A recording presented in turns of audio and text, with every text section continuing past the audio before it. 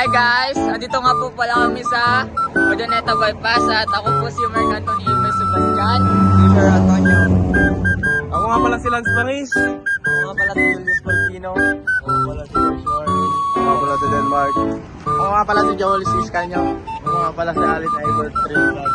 At di ba, pasyal namin kayo sa loob ng Indonesia.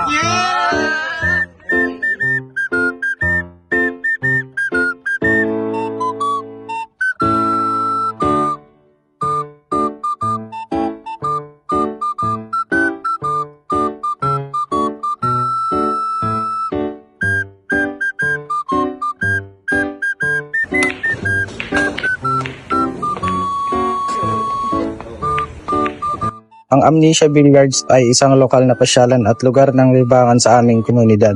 Ang bilyaran na ito ay dinarayo ng mga kabataan, magbabarkada at mga mahilig sa billiards. Bilang paraan ng pagpapahinga at pakikipag-socialize bukod sa maayos na billiards table, nag-aalok din ang lugar ng mga simpleng pagkain at inumin para sa mga bisita. Madali rin po itong puntahan gamit ang tricycle, jeep o sa pamamagitan ng paglalakad. Ang Amnesia Billiards Club ay hindi lamang lugar ng laro kundi isang espasyo para sa kasiyahan at pagkakaisa ng komunidad. Maraming salamat po. Background ng Amnesia Gameball Billiards Club. Base na nakikita at online observation ng Amnesia ay pinupuntahan ng mga nais explore ang larong bilyar dahil sa social media influence at ang iba naman ay nais lamang maglibang at magbanding kasama ang mga tropa.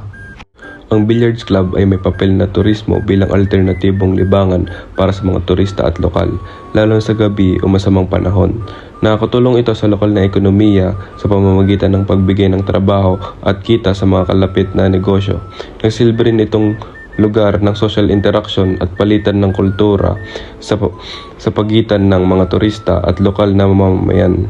Ang mga turista ay may positibong epekto sa Billiards Club dahil sa nadaragdagan ang bilang ng customer at kita ng negosyo. Nakakatulong din ito sa paglikha ng trabaho at sa pagpapalaganap ng social interaction at palitan ng kultura sa pagitan ng turista at lokal na manlalaro.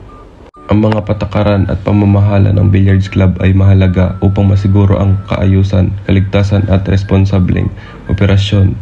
Kabilang dito ang pagsunod sa lokal na ordinansa, tamang oras ng operasyon, age restriction at regulasyon sa kalinisan ng maayos na pamamahala ay nakakatulong upang mapanatili ang magandang imahe ng Billiards Club sa komunidad at turismo.